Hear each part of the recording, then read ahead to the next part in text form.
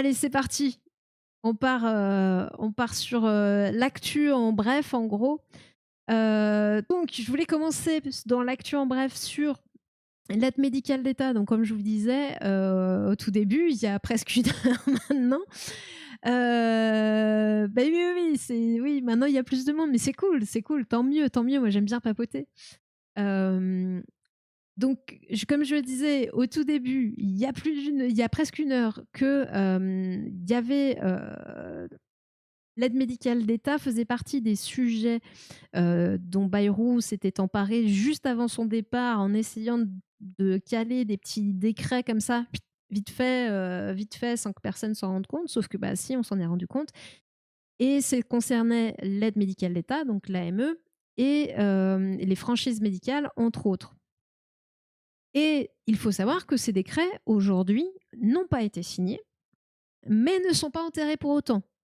Donc, voilà, il faut rester vigilant sur sur ces sujets.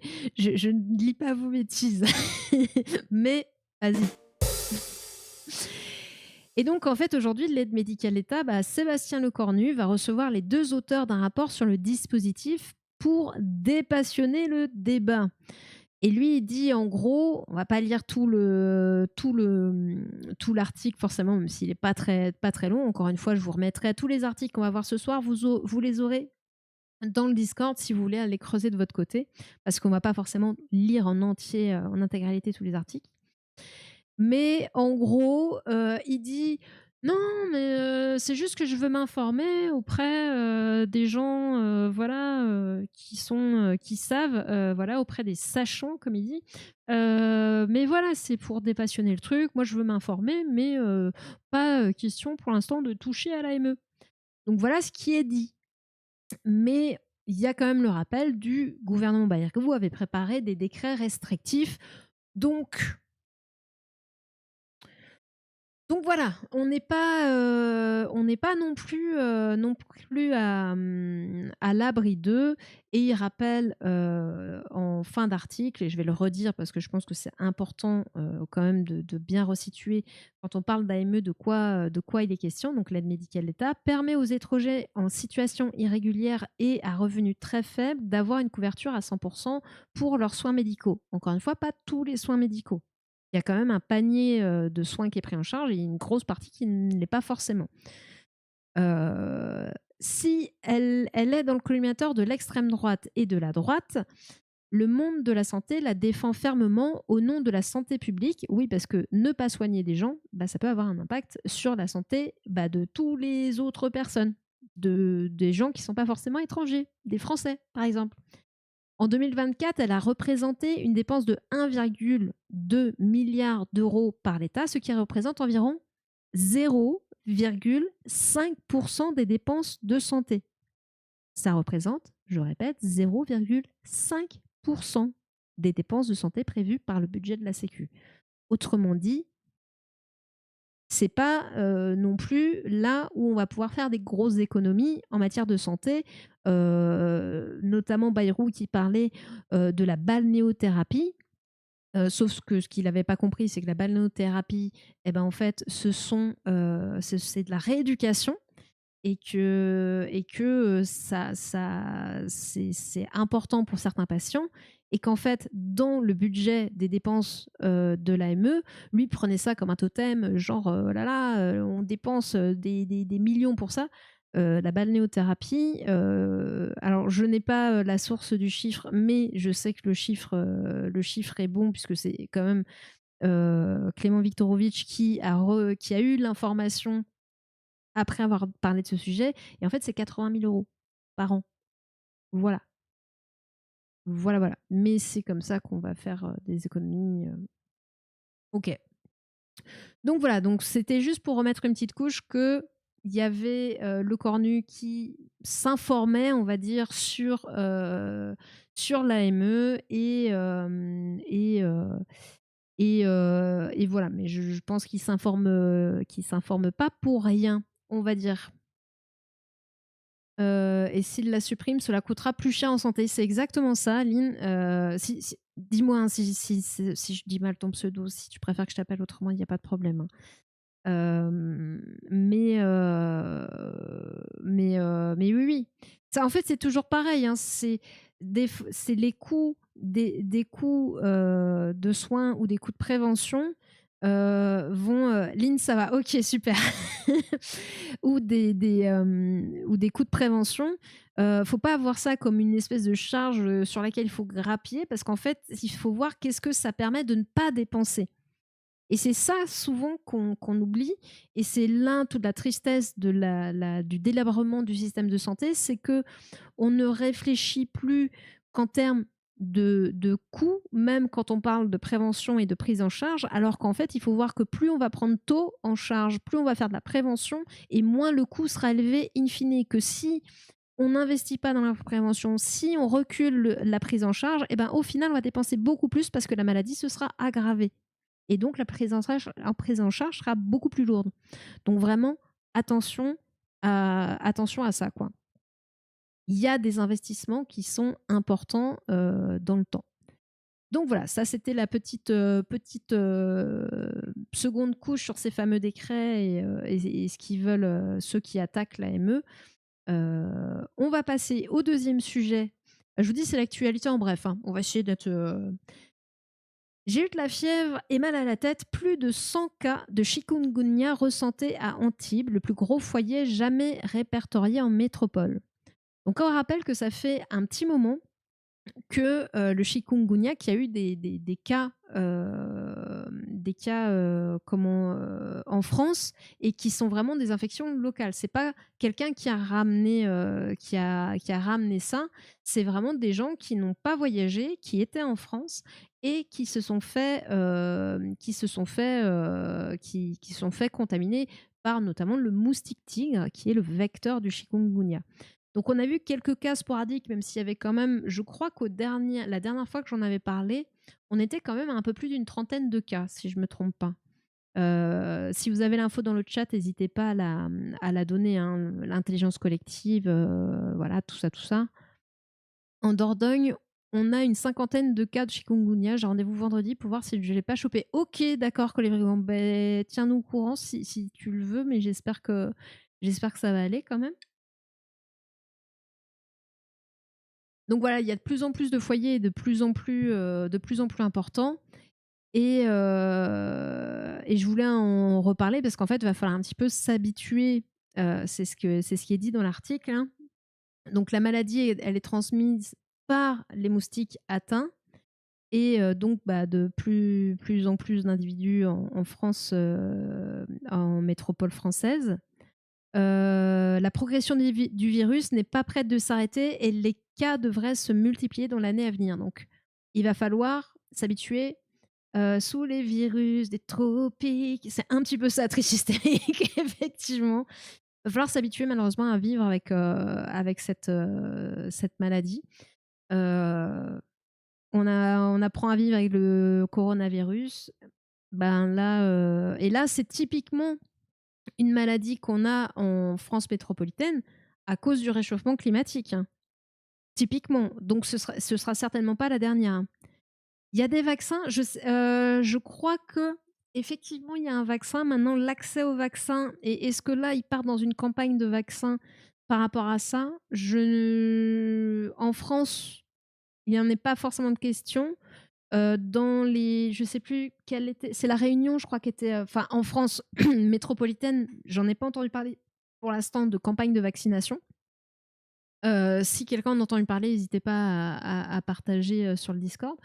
Mais je crois qu'à la Réunion, effectivement, ils ont tenté la vaccination. Il me semble. Attendez. Vaccininfoservice.fr. Donc il y a bien un vaccin qui existe. Oh là, c'est microscopique pour vous. Hein. Qui doit se faire vacciner, pourquoi? Indiqué le 15 juillet, tatata.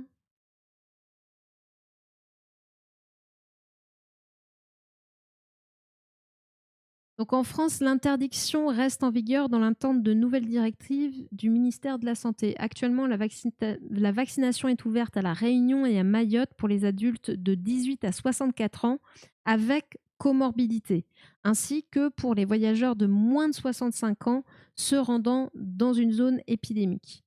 Donc pour l'instant, c'est pas accessible à tout le monde. Pourquoi? Je ne sais pas.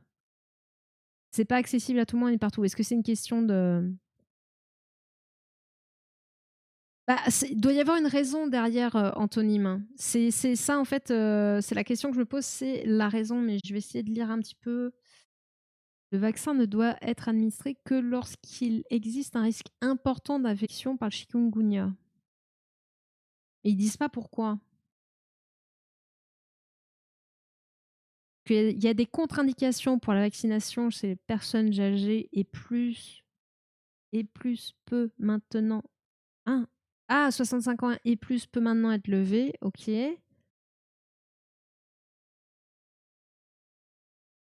Mais là, c'est vraiment ça. En gros, c'est destiné qu'aux personnes qui vraiment présentent des risques, un, d'être infectées et de deux, des risques de comorbidité. Et les voyageurs, je suppose, pour éviter que ça revienne, dans le pays d'où ils viennent, quoi. Je pense que si limite, il y a certainement une raison, hein. Ce vaccin étant un vaccin vivant atténué, il est de fait contre-indiqué chez les personnes immunodéprimées. La possibilité de vaccination durant la grossesse doit être évaluée en cas par cas par les professionnels. Ok.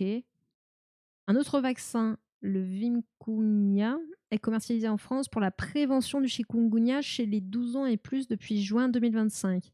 Il peut être utilisé pour les voyageurs de moins de 65 ans avec comorbidité se rendant dans les zones où circule le chikungunya et peut être envisagé chez les personnes de moins de 65 ans sans comorbidité.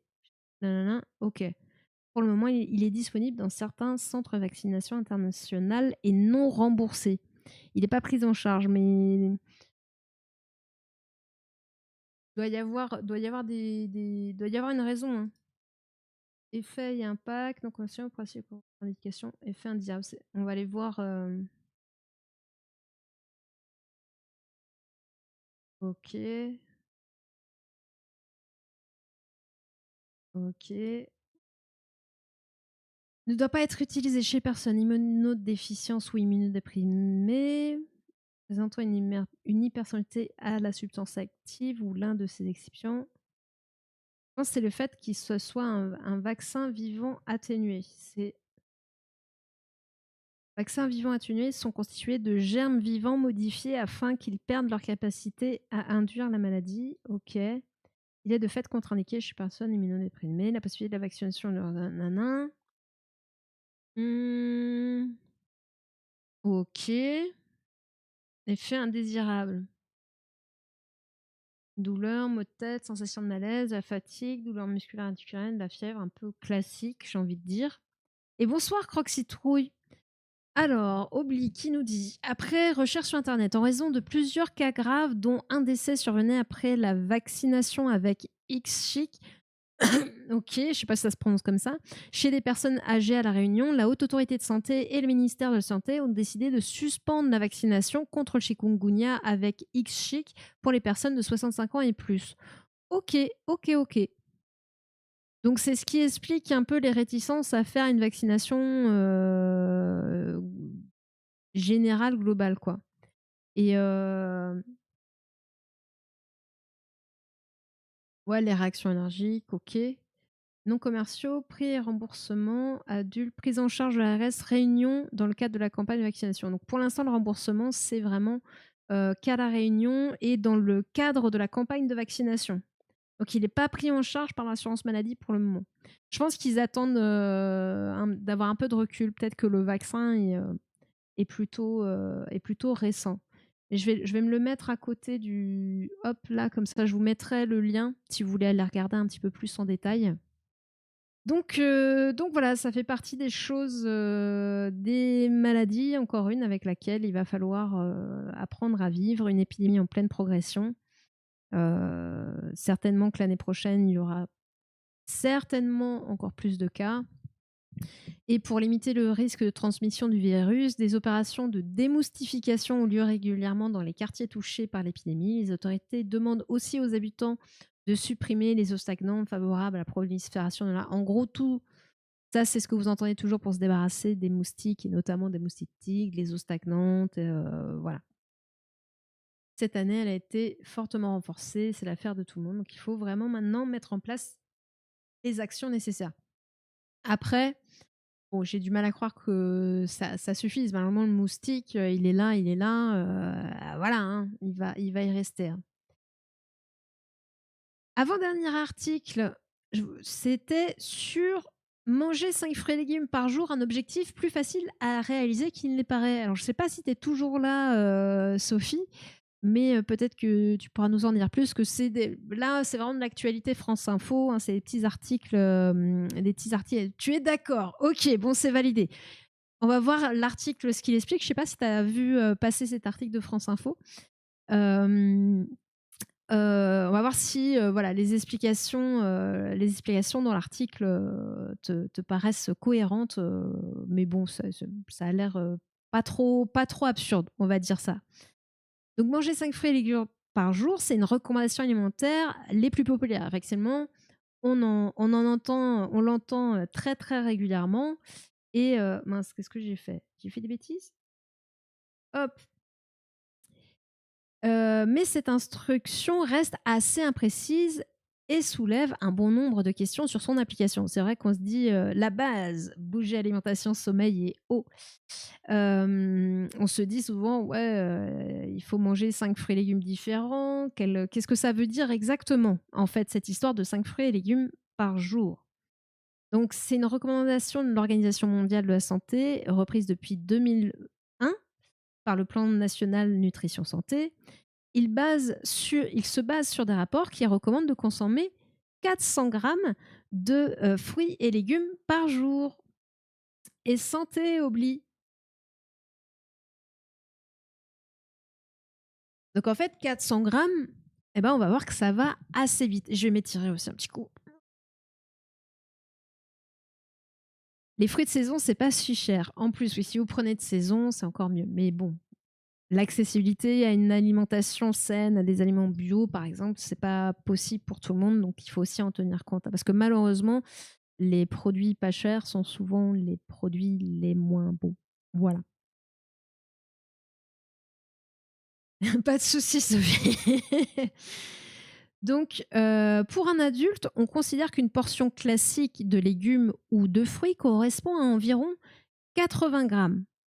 Pour arriver aux fameux 400 grammes, il suffit donc de manger 5 portions de fruits ou de légumes.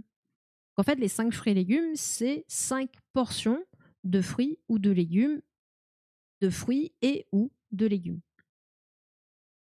Bah, du coup, si tu comptes une banane, une pomme, bah, on va voir, ils vont parler de la pomme. Alors la banane, je ne sais pas, mais ils vont parler de la pomme. Ça, c'est pour dire, ça correspond environ à 80 grammes.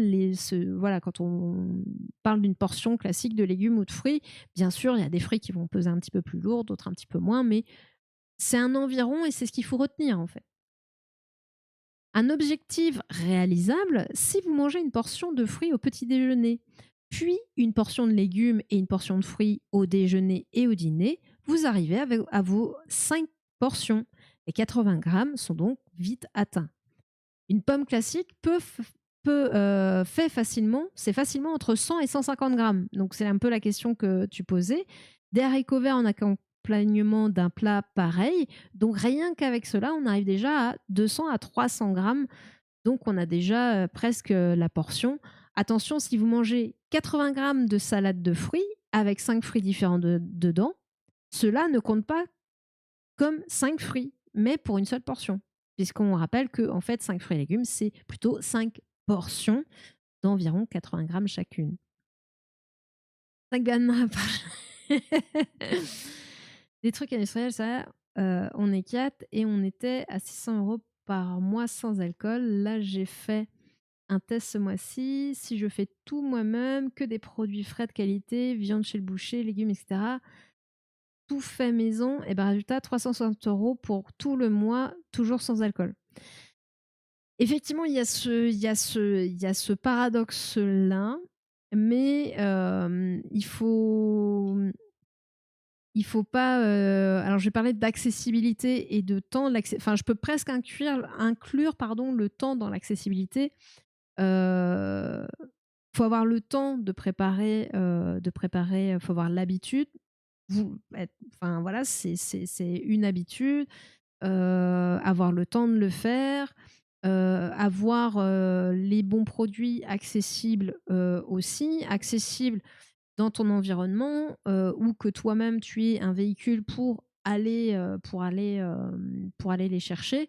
Heu, Par exemple, moi je suis dans un immeuble, alors je suis quand même en ville, hein, je suis pas à la campagne, loin de là, mais je pense qu'une personne qui a pas de véhicule, qui est pas véhiculée là où je suis, bah, en fait, les magasins qu'elle a à proximité, c'est Lidl, c'est Auchan, c'est pas forcément, voilà, ceux où tu as les meilleurs produits. Tu vas quand même trouver des légumes frais, tu vas quand même trouver, de la viande, on est d'accord. Bon, ce sera pas du bio, ou très peu, tu en auras un petit peu à Auchan, mais ça se fait. Mais il y a plein de critères à prendre en compte, mais effectivement, ça peut coûter moins cher. Ça peut coûter moins cher. Alors là, il y a quand même une grosse différence, mais en moyenne, il y a quand même un peu moins de différence. Ça reste quand même moins cher de faire tout soi-même, on est d'accord, mais la différence, elle est pas si importante que ça en moyenne, hein. Je dis bien en moyenne. Ou alors c'était parce que c'était des produits bio qui étaient pris en compte. C'est quoi les fruits de saison? Tu des applications qui te permettent de savoir quels sont les fruits et légumes de saison, si jamais. J'en avais une, est-ce que je l'ai toujours comme application? Je vais essayer d'aller regarder ça vite fait. Mais ça existe, hein, des applications pour ce genre de choses. Non, je vois Yuka, mais Yuka, c'est pour scanner les codes barres et savoir. Ah, c'est là! Bah, c'est marqué, je crois, c'est fruits et légumes de saison, un truc comme ça, hein. C'est fruits et légumes de saison, et genre là, par exemple, on est en septembre et attendez, je vais vous montrer, et ça affiche ça. Septembre, donc tu vois les fruits et les légumes qui sont de saison. Là, il y en a même, hop, ici, il y en a même, la liste continue.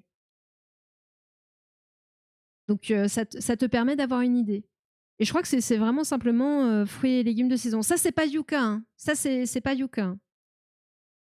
C'est Yuka, c'est ça? On dit ça comme ça parce que Yuka, slide pour continuer. Je l'ai pas utilisé depuis des années. Ah, faut se connecter. Oh, flemme. Mais Yuka, en gros, Yuka, c'est ça. Voilà.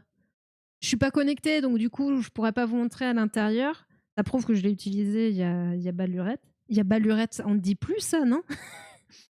Mais voilà, l'autre, le truc sur les fruits et légumes. Ouais, je crois que c'est fruits et légumes, les fruits et légumes de saison. Vous avez des trucs aussi, tant qu'on parle nourriture, vous avez des trucs comme Too Good To Go? Too Good To Go, ça va être un truc comme ça, qui est une application, si je me trompe pas, si c'est bien celle-là, où vous avez les magasins à côté de chez vous, au lieu de jeter, ils font des paniers en général qui vont vendre vraiment,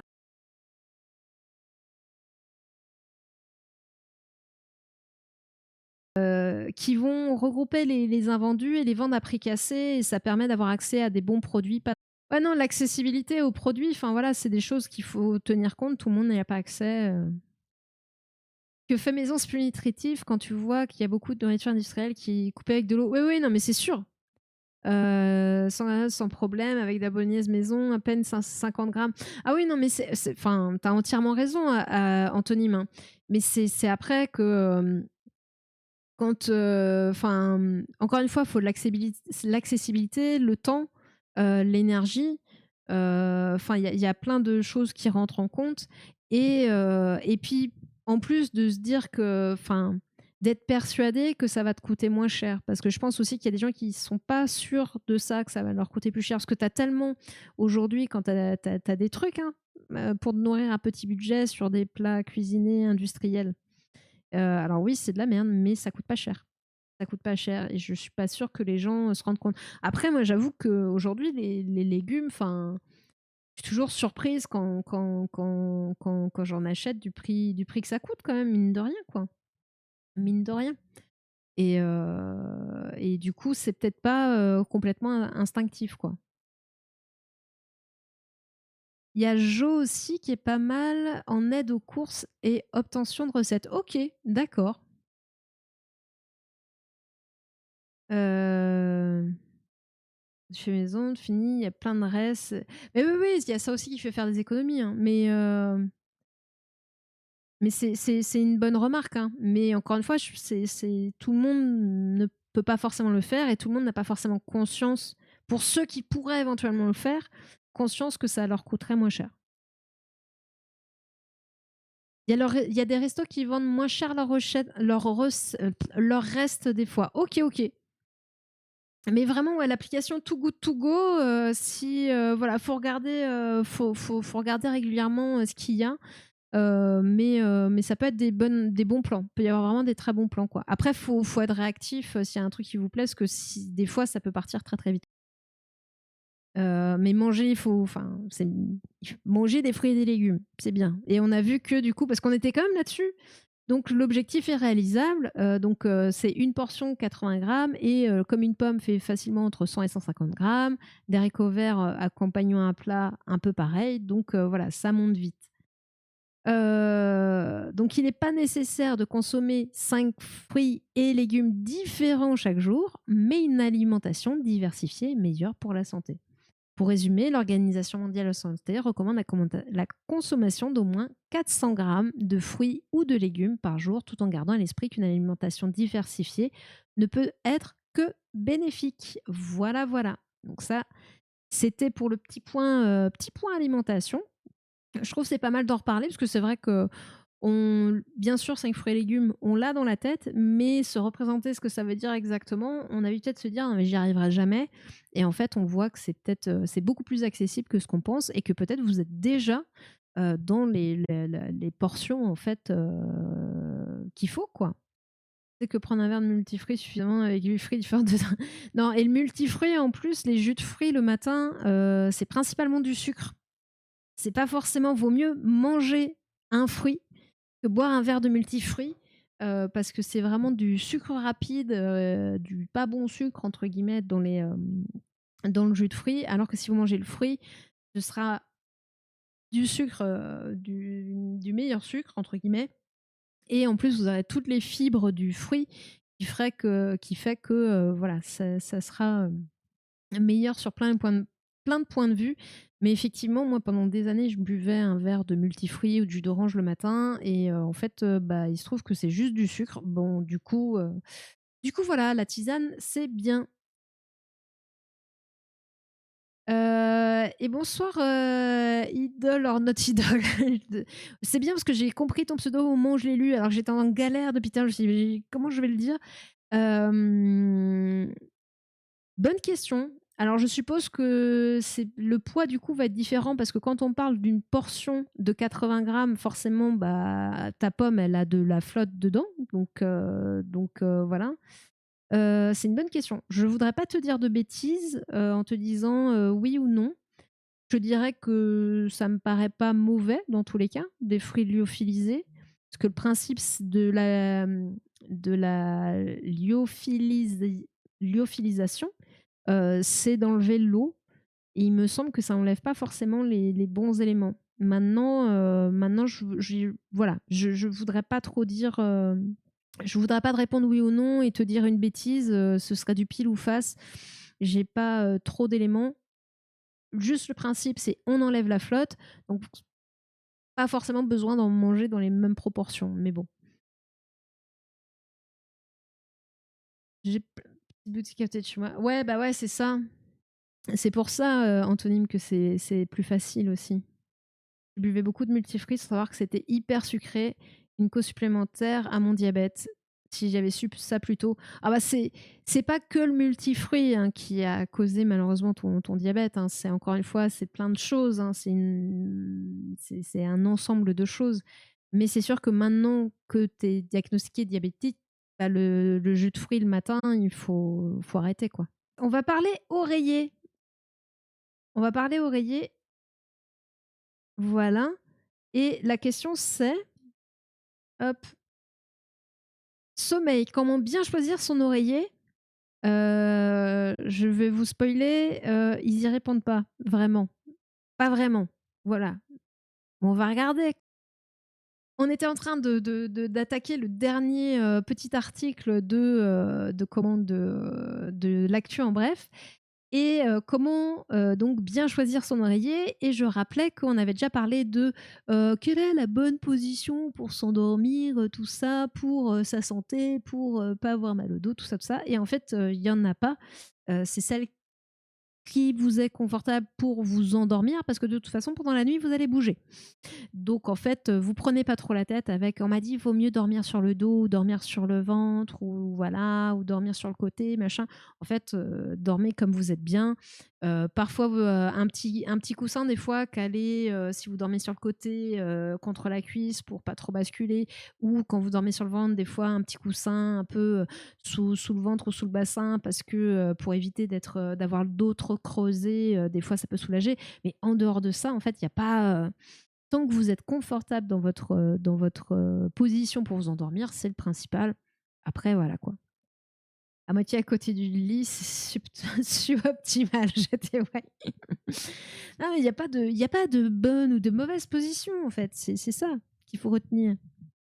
Ton corps, il va se mettre dans la position qu'il veut dès que tu seras endormi. Exactement, oui, c'est exactement ça. Donc, pas besoin de se prendre la tête.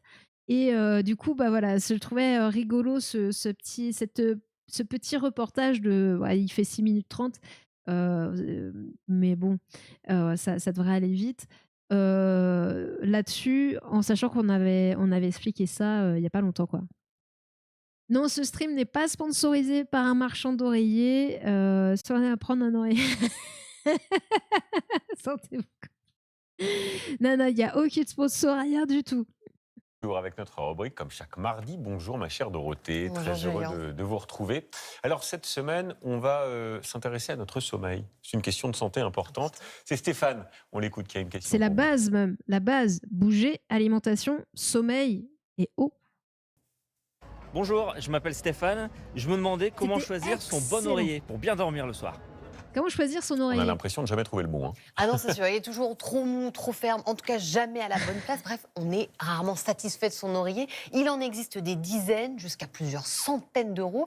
Alors, pour dormir sur nos deux oreilles, quels critères faut-il privilégier? Pour vous répondre, Stéphane, Emmanuel Tixier et La Émile question est Terminus ont compliquée. mené l'enquête. C'est notre reportage derrière nos étiquettes. Trouver la perle rare et passer toute la nuit Ah sur oui, son pour les épaule. chats, c'est nous l'oreiller L'oreiller idéal. qui convient, c'est la garantie d'un sommeil réparateur. Mais pour le trouver, il faut parfois se lever tôt. Naturel ou Jeu de mots. synthétique, ferme ou plutôt mou. Et vous, comment le préférez-vous? Moi, j'aime bien quand ils sont moelleux. Pas trop mou, un peu dur. C'est très important, l'oreiller, je trouve. Très important, mais à quel prix? De 15 jusqu'à 300 € et la promesse d'un sommeil sur mesure. Pour choisir C'est clair que c'est un peu comme les matelas, tu as un peu tous les tarifs, toutes les qualités. Maintenant, est-ce que, entre 15 et 300, est-ce que vraiment, l'oreiller à 300 €, il vaut le coup? Il faut plusieurs dans le lit au gré du besoin. Bah, c'est franchement, moi je sais que j'en ai un fin, un épais et en fonction, j'avise, hein. Et bonsoir le romantique, comment ça va? Et bonsoir Ashtoromph, comment ça va? Peut-être que tous tes oreillers soient tièdes des 2 côtés pour le restant de tes jours. Il finit toujours plié en 2. Ben oui, non mais en fait, voilà. Mais je trouve enfin, après il faut pouvoir se le permettre. Moi je sais que comme j'ai un lit double, je dis: «Bon, j'ai 2 oreillers comme ça au cas où». Mais en fait, c'est moi qui les utilise les 2.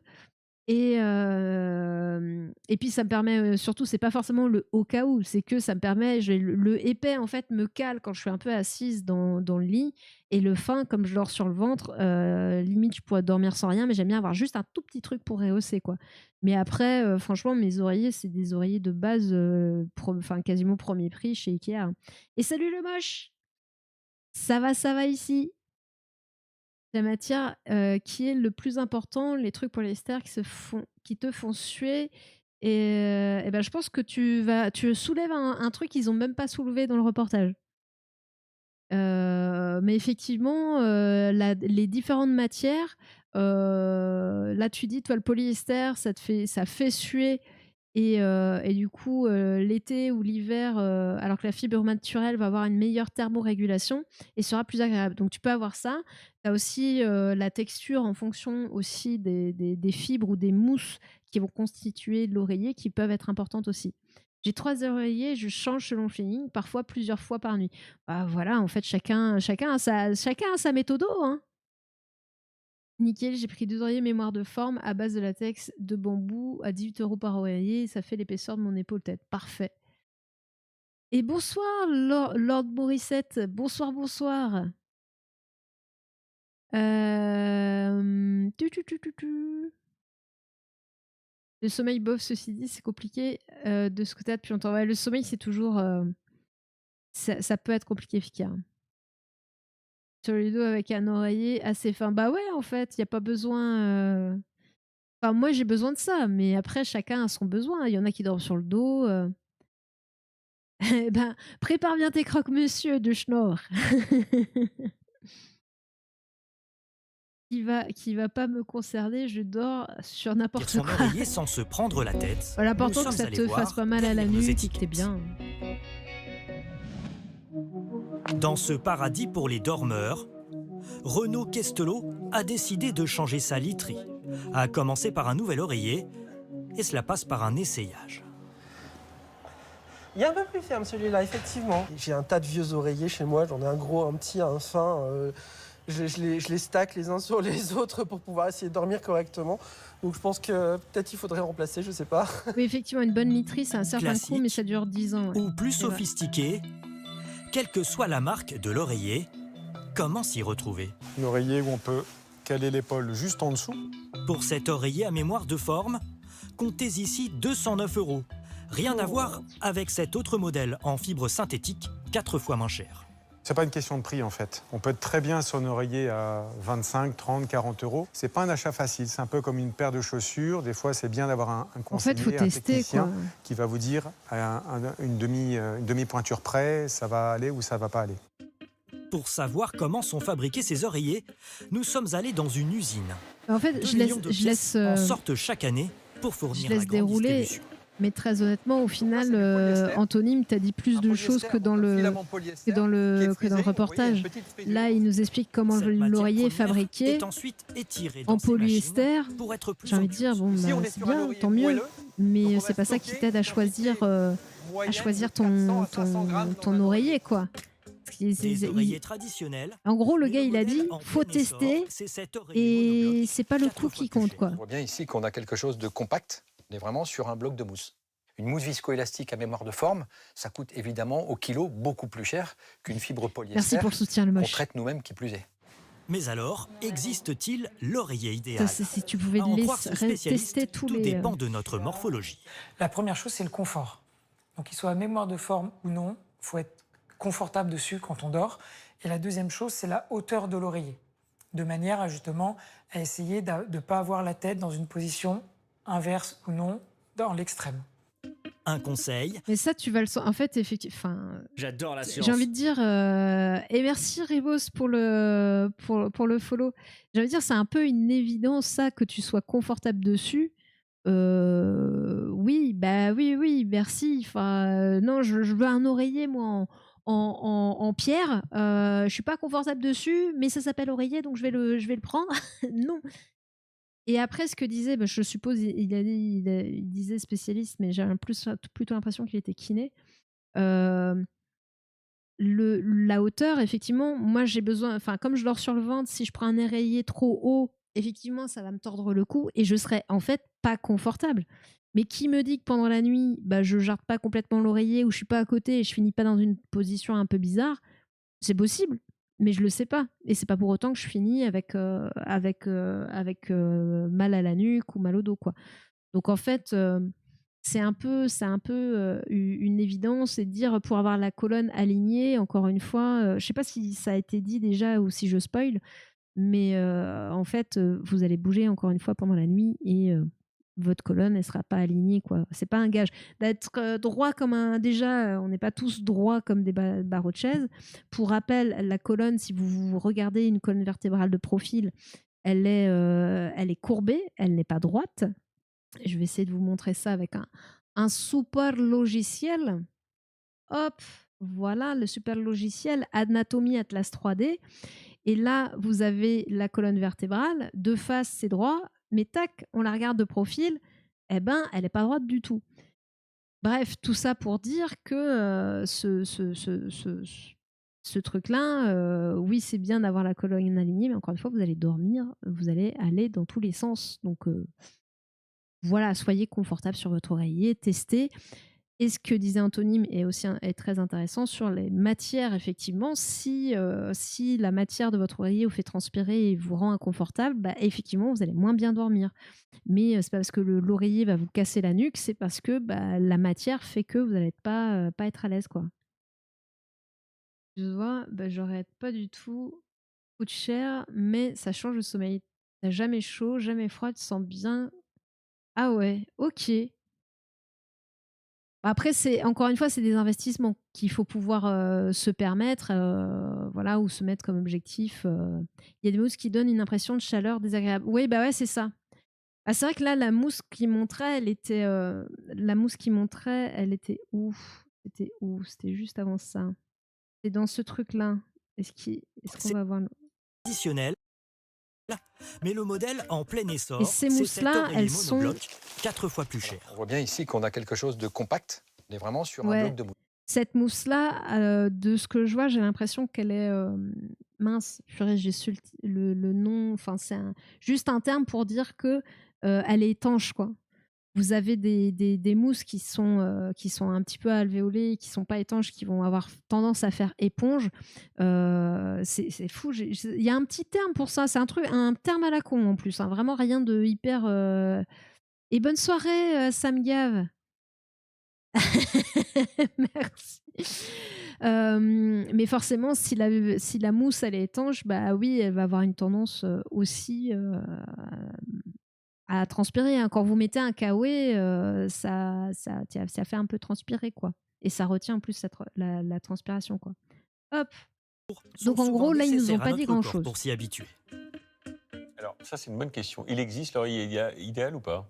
Il existe en tout cas des chercheurs coréens. C'est vrai qu'on passe 8 heures par jour dessus, donc en fait, c'est vrai que ça vaut le coup d'investir. Mais bon, il faut pouvoir se rectangulaire plutôt que carré. Non, c'est pas ça. C'est précis. Ouais, Quant c'est à petit l'épaisseur, tout dépend de votre Non. gabarit, mais les Je vertèbres retrouverai comme cervicales chercherai et la plus. colonne vertébrale doivent être alignées. Ah oui, c'est ça, elle dit ça, la taille. Donc, il parle d'une taille qui serait pas mal. Ok, 50 par 70, pourquoi pas. Ça se trouve, c'est pas la taille qui vous convient, mais pourquoi pas. Et elle parle de la colonne alignée. Et c'est là, en fait, où je me dis, ça m'agace un peu parce que c'est France Télévisions. 70 cm, c'est précis. Quant à L'oreiller l'épaisseur, tout parfait. dépend de votre gabarit, mais les vertèbres cervicales et la colonne vertébrale doivent être alignées. Donc, faites le test chez vous. Alors, pour rappel, les vertèbres cervicales font partie de la colonne vertébrale. Et encore une fois, oui, elles sont alignées, mais vous imaginez bien que quand vous dormez sur le côté, bah, il y aura un petit désalignement. Enfin, c'est quoi pas aligné, en fait?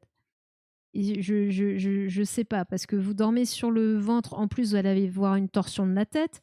Enfin bref, ça, ce sont des espèces de mythes d'avoir la colonne droite, d'avoir la colonne alignée, machin. C'est des mythes.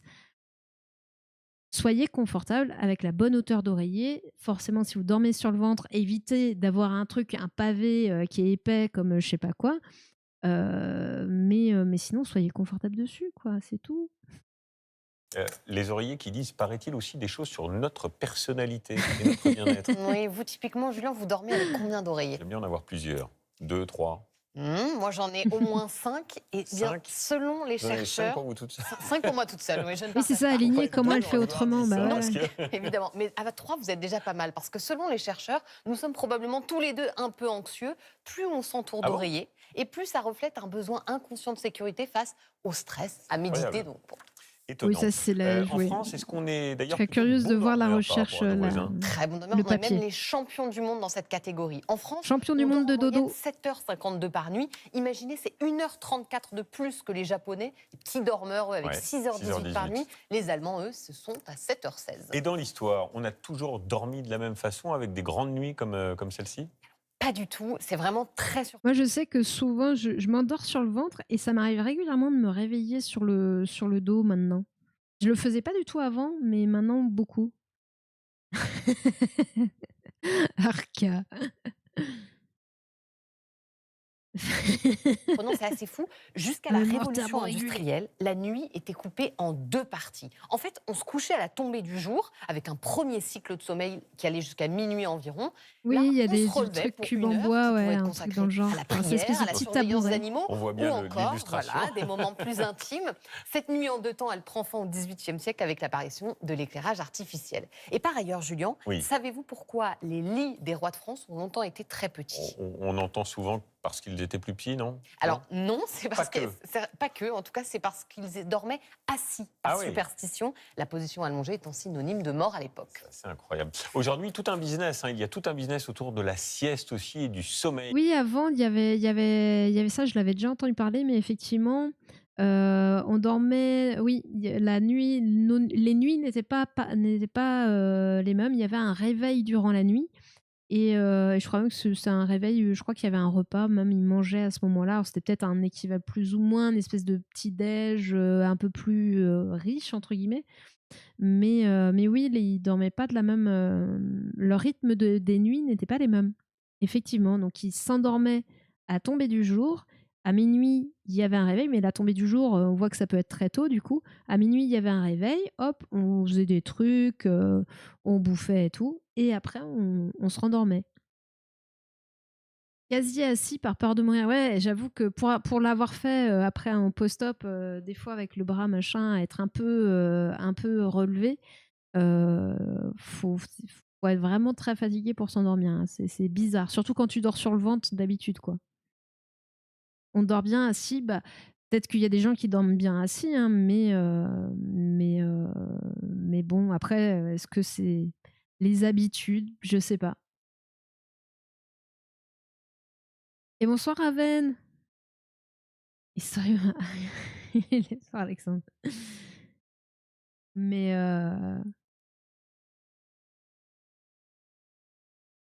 et le chat, il dort bien. Bah oui, le chat, il a pas besoin d'oreiller, lui, il se met tranquillou, hein. Enfin, c'est nous, ses oreillers. On suivait plus le rythme des saisons, puis on suivait plus le rythme du soleil, donc au final, c'était beaucoup plus naturel. Et on avait vu aussi en étudiant, en regardant le reportage sur les gens qui s'étaient enfermés dans une grotte, là, je sais plus comment ça s'appelait. En gros, c'est 40 jours dans une grotte pour étudier justement le rythme, et qu'en fait, chacun a ses rythmes physiologiques si tu enlèves cette donnée du soleil. Et le soleil vient nous recaler un peu notre horloge biologique, parce que notre horloge biologique, elle a un petit peu plus que 24 heures.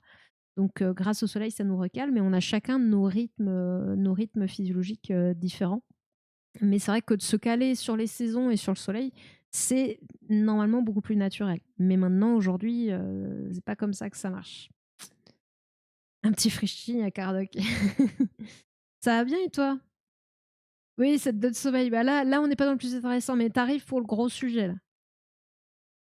Et qui s'est développé. Oui, et vous êtes peut-être déjà tombé sur ce Et type pareil, d'oreiller, vous voyez, avec un il y a trou des au milieu. replays si Il jamais est hein, conçu pour sur le permettre au sommeil. sieste On avait fait une directement émission sur son aussi bureau sur pour YouTube, s'endormir en après mettant sur la Twitch tête aussi. dedans. N'hésitez pas à aller jeter un Je coup ne l'ai pas d'œil. apporté, je trouvais ça un peu grossier, mais il faut débourser 37,90 € quand même. Oui, c'est ça, Et les il études existe aussi déconnectées de dans plus les en plus grottes. de Ouais. bars à Déconnectées du sieste, vous cycle savez, solaire. comme celui-ci qu'on voit à Aurillac, où vous Des pénétrez bars à dans une sieste. atmosphère tamisée pour vous offrir J'en une ai petite jamais, demi-heure j'en de ai jamais repos, vu. facturé 8 € quand même.